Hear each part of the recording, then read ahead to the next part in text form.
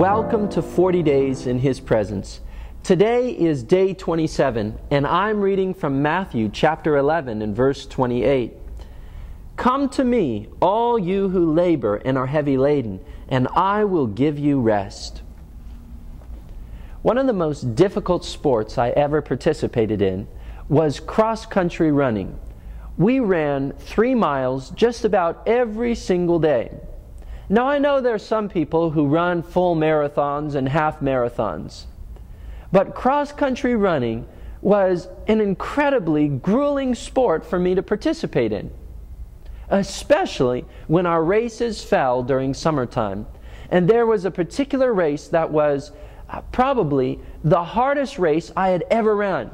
And it wasn't so much that the race was hard because it was long, or that it was hard because it was hot. It was hard because of the blackberries. You see, all along the trail where this race was held, there were blackberry bushes. And it was the time of year when the smell of blackberries was strong in the air. And running down this trail, you had to run down this entire long trail, 3.1 miles, smelling blackberries the entire way. I still remember about halfway through the race, I was hot, I was tired, I was thirsty. All I wanted to do was rest.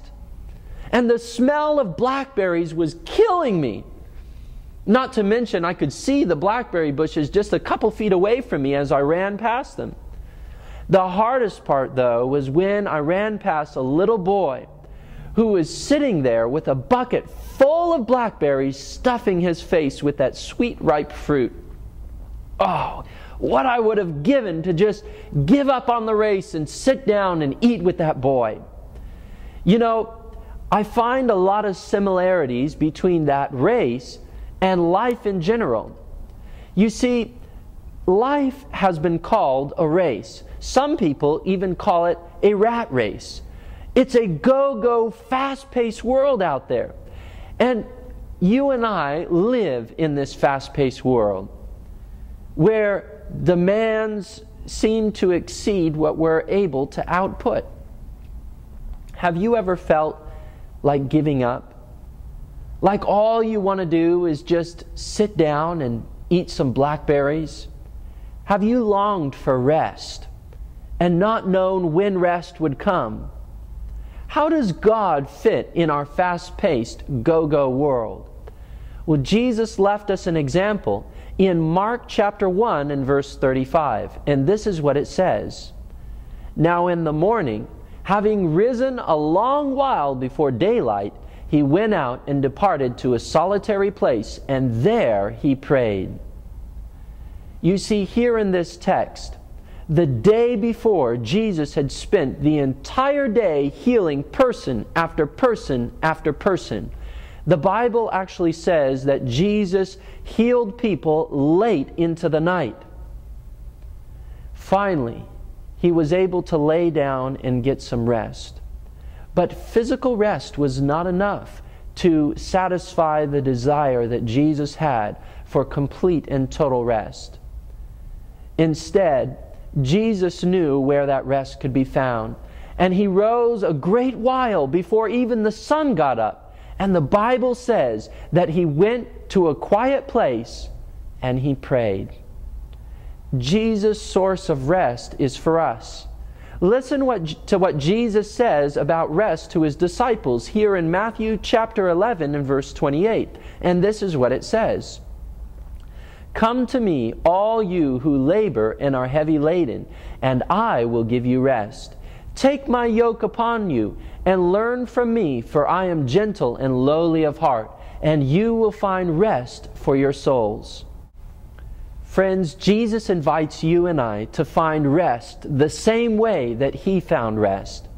And the way that Jesus found rest was coming to his Father, depending upon his Father through prayer. And as Jesus came to his Father and prayed to his Father and spent time with his Father, his own spiritual life was re-energized and he was ready for another day of work. And just as Jesus came to his Father to find rest, you and I are to come to Jesus day by day and find rest in him. Jesus bids you, friend, come unto me and find rest for your souls.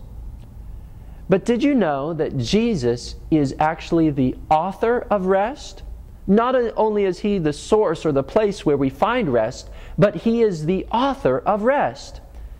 You remember how in previous devotions we found that Jesus was the one who created the world, that we were created to bear his image.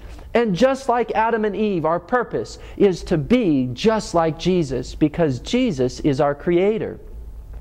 Well, turn to Genesis chapter 2 and verses 2 through 3. And I'd like you to look at what the Creator created. Genesis 2 verses 2 and 3. And on the seventh day, God ended his work which he had done, and he rested on the seventh day from all his work which he had done. Now, the Bible says that the Creator created a seventh day. If God finished everything that he needed to create in our world in 6 days, why did he create a seventh day? Why did God need a seventh day? If God created man and animals and plants and fish and birds and sun and stars and moons and land and water and everything that we have in this earth in 6 days, how come there aren't 6 days in our week? How come there's 7? Well, the Bible has an answer for us in Mark chapter 2, verse 27. Listen to what it says. And he said to them, the Sabbath was made for man, and not man for the Sabbath. You see, friends, the reason why God rested on the seventh day was because he knew that you and I would need it. The Bible says that the Sabbath, the seventh day, was made specifically for you and I.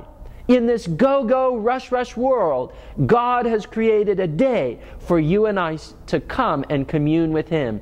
And listen to what the tagline is in Mark chapter 2, verse 28. Listen to what Jesus says he is the author of. Therefore, the Son of Man is also Lord of the Sabbath. So the reason that Jesus made the seventh day was for you, friend. For you and for me to rest and commune with him. God has never intended for mankind to be in ceaseless work. We were created to rest at least once a week. God created us to work for 6 days, and then on the seventh to come and rest with him. But friends, I want you to know that the day itself, the seventh day, will not give you rest. It is the author of the seventh day that will give you rest. And if you choose not to come to the author on that day, you cannot find the rest that was meant for you on that day. And so the Sabbath is a reminder for us in the 21st century that we still have a compassionate Creator, a God who designed you and I to come to him every week and find rest from our heavy burdens. And so the saying which Jesus said to his disciples is for us as well. Come to me, all you who labor and are heavy laden, and I will give you rest. As we open up to devotional day 27, let's find rest in our Creator, laying our burdens at his feet, and practice the essence of solitude in his presence. Let's begin.